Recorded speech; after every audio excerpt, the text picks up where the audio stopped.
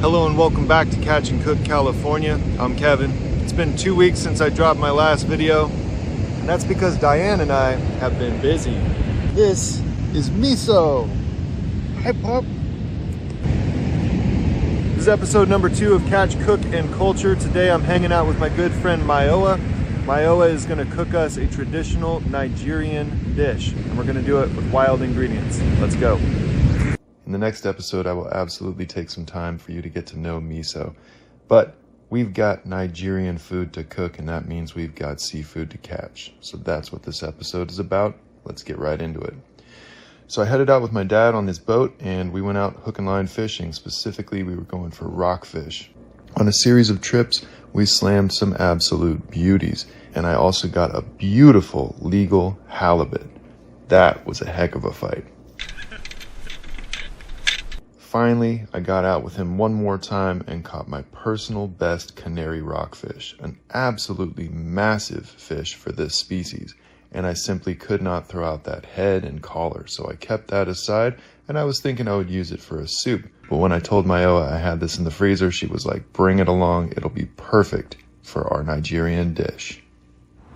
So combing the beach is super important. You go along the high tide line, find things like this, Dungeness claw, Dungeness carapace, and that's going to tell you if the dungies are here. After tying up the crab snares, I cast them out, and I let them sit for about 6 to 8 minutes. I was using a tree that was driftwood that I jammed into the sand to hold up my rods. To retrieve a crab snare, I pull back quickly, hold that tension, and reel as fast as I can so that all of the loops on the snare stay tight around the crab. I'm going to throw the little one back right now. So you want to grab the back legs, then they can't get you, but don't get distracted because they would love to pinch off a big old piece of flesh from your hand. There's the baby. You're gonna throw it back. The adult, you can see that triangular apron. It's a male. Look at that, totally legal. Oh man. All right, we got our seafood. Time to go get some greens. All right, I'm down here in the riparian forest. I'm down here specifically so that I can gather up those orange flowers and the associated leaves that come with it, which are edible and quite delicious. Ravens are pretty vocal today. All right, let's check it out. That is the beautiful blossom of the invasive and delicious nasturtium. Check out the colors. This is just one variant. These amazing streaks of yellow and orange. So this incredible blossom and that beautiful leaf and the seed pod, which I talked about in a previous video. They're all totally edible. They have this wonderful flavor that's very radish-like. I'm gonna start by foraging up some of these, some of the blossoms for garnish, and then we're gonna go look for invasive wild radish. This guy here is the wild radish. Very, very distinct leaf. Mayowa and I go way back. In terms of sense of humor and even in terms of palate, Mayowa and I are pretty much on the same page. But we could not be more different in other ways. So she says to me, bring anything that you catch, bring it to my kitchen, I'll cook it for you. But do not expect me to go walking around in the woods with the frogs and the snakes and the mosquitoes. So the plan is I'm gonna forage up some delicious edibles, and then I'm gonna bring that with our seafood to Mayowa's kitchen. I'm gonna have to crouch down. Yeah, you can do it. Okay. You'll live. This is Mayowa. We go way, way back. We've been talking about doing this collaboration for like 6 years. Probably. Something like that. Probably. And so I brought a bunch of seafood. Mayowa just got her PhD. Boom! Doctor. Thank you very much. And we're gonna cook a Nigerian dish, which is Egusi soup. Egusi soup. Yes. Did I say that right? Egusi soup? Egusi like eggs. Okay. And then usi. Egusi. Yes. Egusi soup. Yes. No eggs in it, but hence the name. It is what it is. Right. And so we have on our table the list of all the ingredients. And the actual egusi of it all. An egusi is melon seeds that are dried. Then the husks are peeled off. Okay. And then we grind what is on the inside. And that's what this is. Okay. Honestly, my biggest question in life has always been, who was the person who discovered that they can dry the melon seeds, peel the melon seeds, grind the melon seeds, and throw it in a soup? Like, I just want to know the cultural sort of journey that went through. Yeah, you can taste it. It doesn't taste like much. It's not like, it doesn't taste like anything right now. But it is a bit nutty. I'm a bit nutty. Aren't we all? So it just adds, I don't know, like a bit of nuttiness to the soup. So we call it Egusi soup because we call stews soups. Okay. And the thing we call stew is different as well. Okay. So it's gonna be more like a chunky stew. Okay. But we're gonna call it a soup. That sounds good to me. And what we call stew is actually very thin soup. Interesting. All right. So it's the other way around.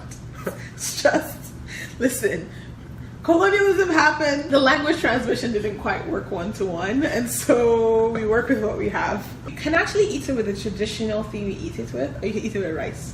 We do have some of the traditional, like, call them swallow. They're round, doughy things. Okay. You eat it with your hands. I have some, and they're very easy to make. Want to try it the proper traditional way, we can do it. Is it really easy to make? Extremely easy. That part is actually easy. Let's do it. That's the easy part, actually. Let's do this. Let's do this. So first things first is to clean the peppers. Okay. We actually like the seeds in there, so I'm not trying to get rid of the seeds, I'm just trying to get rid of the stalk at the end. Very quickly. Get the dirt off, really. Habaneros. Let's start with 2. Throw some more in there. Normally we would use red chili peppers, but again, to be fair, it doesn't matter as much. Blend. The ratio of pepper to tomato is a personal preference. If you want hotter, you use more pepper. If you want not as hot, you use more tomato. This is my skill set and my contribution. I just get stuff off the top shelf. Listen, the actual pots used in Nigeria are the alloy, aluminum, whatever versions, but then there's also these like iron pots. They're just like the 3-legged coal pots with like that are heavy as like a house. Nice. And so those are also traditionally used. When I found these, they kind of mirror the same effect. And I learned how to make this. My mother is very adamant about a very thin dice. The thinner the better, because then it melts into the stew. Absolute best oil to use is palm oil. To be honest, it's the most unhealthy oil you'll probably ever eat. You might as well cook with lard, right? Like at that point, it's not even trying. I prefer using just regular vegetable oil, but like peanut oil will be the second best oil, and then like regular vegetable oil. I would not use something like olive oil. It's just gonna burn. I'm gonna be very liberal because my forefathers were not thinking about their waistlines when they were inventing recipes. You have to work on the farm, you know, or be a warrior or something. It's fine. You can use as much oil as you want. My grandpa grew up on a farm and it was like eggs and bacon. And, yeah. Exactly. That's how they did it because they worked hard. So these are my blended garlic. I always buy fresh garlic, peel them, blend them, and just keep them. It's just the way my mom taught me how to manage. The thing about it, having it this way, is you have to be very careful because it will burn quickly. Sure. So I'm also very much team like garlic all the way. And again, to your personal taste, you turn the heat down so the garlic doesn't burn. I use a lot of oil in the kitchen. So Yoruba people are actually known for cooking with a lot of oil and a lot of pepper. That's our distinction in the country. Every ethnic group has their own like thing that they're kind of known for. And sometimes we rib each other, and I'm not so gently about this. A little bit of cultural prejudice goes around, but it's fairly equal opportunity, so it's fine. Okay. But like everybody else's complaint about us is that our food like just has a lot of oil, and we're like, well, oil is flavor, fat is flavor, my dude. Yeah. And it has too much pepper, is what everyone says. So even in Nigeria, you're known for your peppers. We're extremely known for our peppers. Like everyone else thinks we are insane. So I'm like, in for it. So your culture is Yoruba? Yoruba. So I'm saying it very fast. Okay. This is why that sounds like I'm saying Yoruba. Y-O-R-U-B-A. Yoruba. Okay. So it's Yoruba. So the proper pronunciation is Yoruba. Okay. And it's usually like said very quickly into Yoruba. I'll probably just use as much as I think I need right now. Just enough that it sits nicely on top of the onions. This is why I'm saying it's a ratio thing. If you use a lot of onions and you use a lot of pepper, I'm gonna add a lot because a lot of water in this stew, so it's gonna cook down. To taste. Bonito flakes that are being used to substitute for dried crayfish. Just again, this is also to taste. If you like the dried fishy flavor, go ham.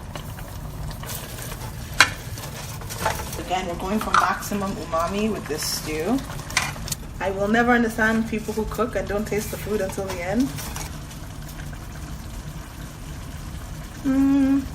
More pepper is needed. And a little bit more salt. You want the oil to sit in a thin layer above your stew. This will make it much thicker. Nothing too much, just a few. And then some thyme. So I personally add my herbs a little bit afterwards. Stir that in. So I'm gonna add a little bit of the dried peppers to give it more of a kick and to give it that smoky flavor, much more tomatoey flavor. Yeah, turn it up. We're just gonna season. This is what we call ejapala. Now I'm wondering, should I add panla to this? That would make it a very traditional version. But panla is this fish dried. Okay. And I have it in the fridge and I can throw it in the stew. The thing is, this fish dried has the strongest smell. It overtakes your life. In fact, I need to probably close my bedroom door if I'm gonna do this. So this is ejapala. I will just throw them in and let them soften. I really do like ejapala. See, now the stew is coming together. Egusi to the bowl. Into here.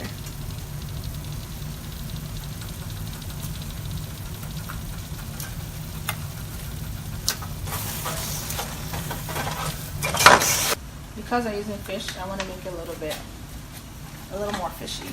So egusi doesn't necessarily have seafood in it? So it always has like the crayfish, the bonito flake thing. It always has some kind of seafood in it. But like the main protein will be whatever you want. Now, if we were making like beef or whatever, I would have added it to it already. Because we're doing fish, we always add it at the end. Here, Mayowa cleans the fish head by removing the gills. She's also going to rub it down with a bit of salt, and then she's going to take a knife and scrape away any remaining scales that are adhered to the fish's head. Okay, so now we're going to shove this bad boy in.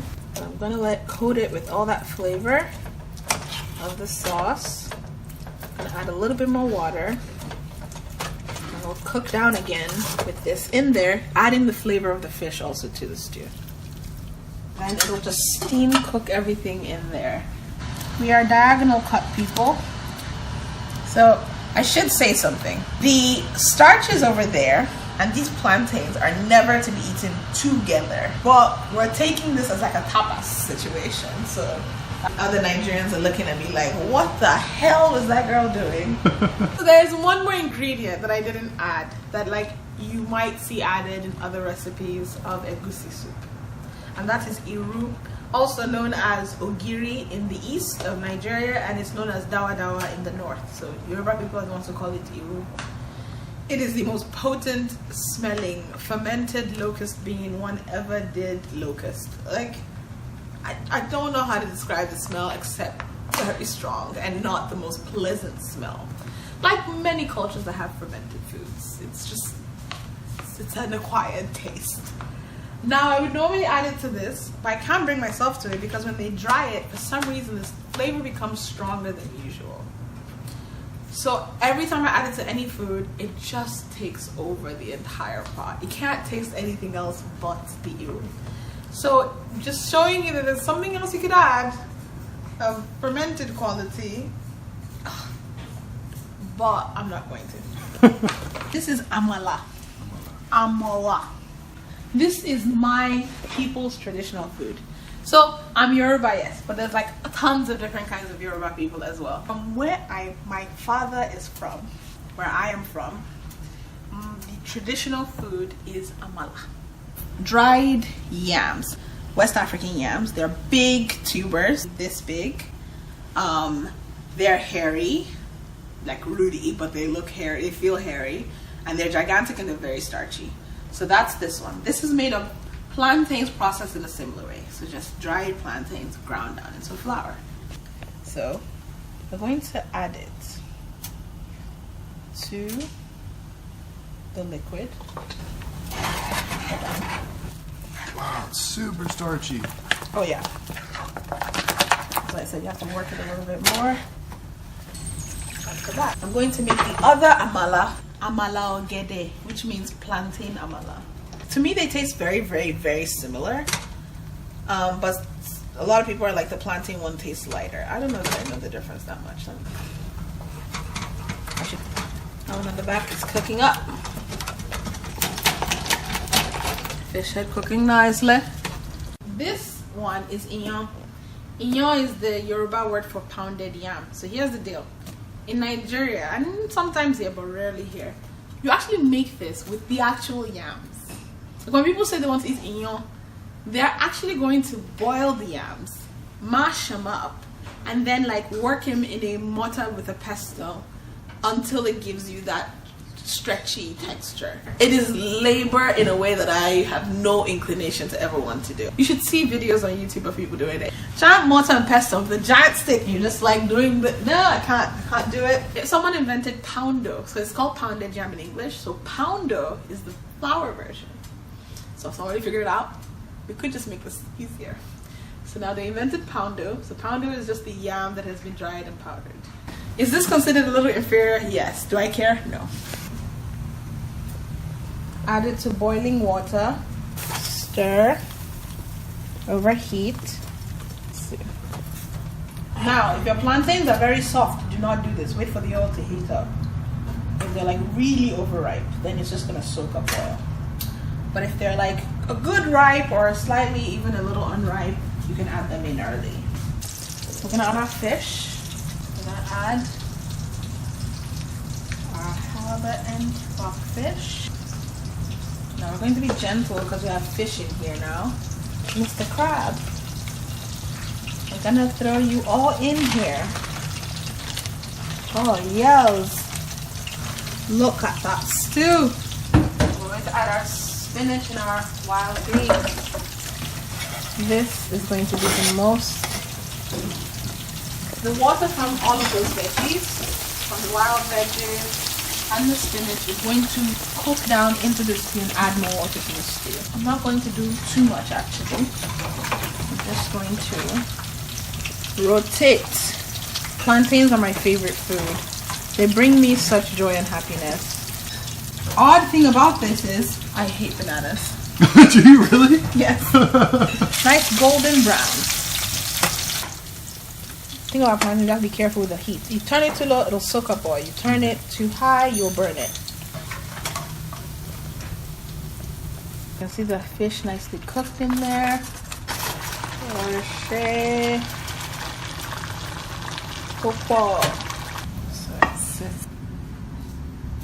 Hands washed, very important part. Now this is how you eat these things. Nice chunky. So we have lovely pieces of fish in here, in with the stew. So I'm gonna grab a piece of crab. Let's do it. It's about to be a massive. This is why I didn't eat anything today. Yeah, me neither. I needed space. I know I'm gonna start off easy with like a leg, knowing myself. Yeah, you just gave me half a crab. I don't know what your stomach capacity is. Give it the old college try. I feel like you can do it. I think so. It's in my wheelhouse. Yeah. We have our regular amala. This is the dark one. We have our plantain amala, slightly lighter. And then we have our inyo or poundo, which is the really white one.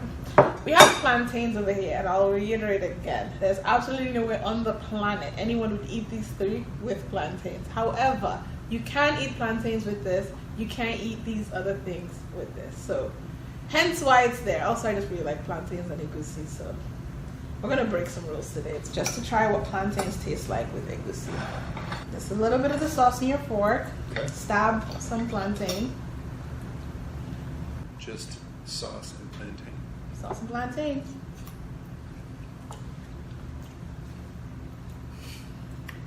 Whoa. That sweetness. Dude. Whoa.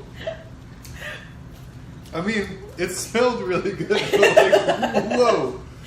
That is amazing. Actually, some of my best work, I'm not gonna lie. I mean, it has been like 6 years coming, so, you know. I'm glad we actually finally did this. That is amazing. Like,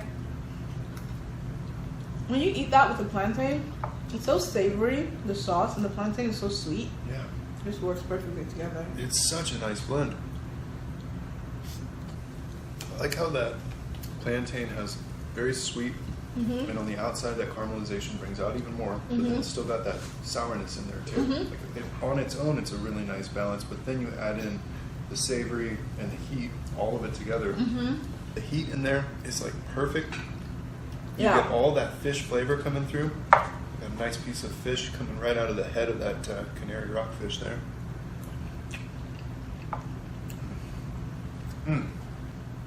The fish is doing good work in here. Yeah, and texture turned out great. Yeah. The one thing I like about like fish-based egusi is that everything is a little light. Like when you do it with chicken or beef, it just gets very heavy. Sure. But with fish, when fish is like the main thing in there, it's just you can eat a lot of it. Yeah, totally. And the greens, really nice compliment too. Yaka, do you want to try some? Yeah, of course. How could he not? What we will say in Nigeria is ewa jeun. When you're eating, you always say ewa jeun, which means come and eat with me. You always invite other people to eat with you. Doesn't matter what you're eating. You could be eating crackers. Yeah. When somebody walks up to you, you say ewa jeun. You have to wash your hands, remember? I did. Know that I'm either going in this direction or in this direction. Wait, which one do you want to start with first? You want to start with one because that one is the most interesting looking, I think. Sure. It's almost black at this point. Like, it's literally, this is, again, I think I'm going to like it today. So basically what you do, you have to dip your hand in water because your hand cannot be dry. Sure. Oh, I just tried it after I did Yeah, you can't dry it. your hand because it'll stick. It'll stick to your dry hands. Then, you scoop a piece, right? Give me your hand. Okay, yeah. Yes. You try to give it some, and then you use it as a conveyor belt for your sauce. Okay. That's good. This is the plantain amala. Also, conveyor belt.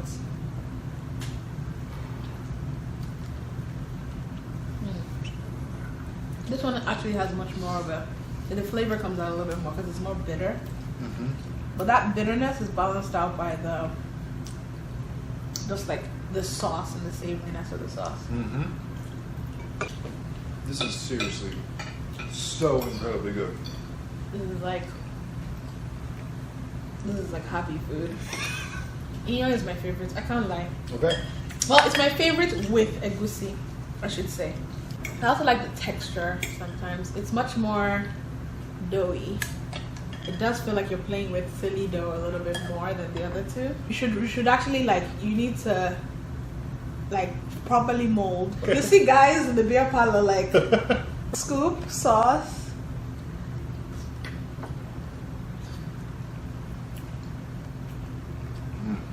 Yeah, it's kind of got almost like a dumpling kind of thing going on. Like Yes. chicken and dumplings. Yes. Like that's Yes, really I think good. that's the flavor that it reminds me of the most. It's like the flavor of dumplings. That's the closest thing I can think to it. And even the texture of it. Yeah, It gives me dumpling vibes. it's really nice. Quite good. There's something about ripe plantains with egusi. It's an undefeated meal. Undefeated.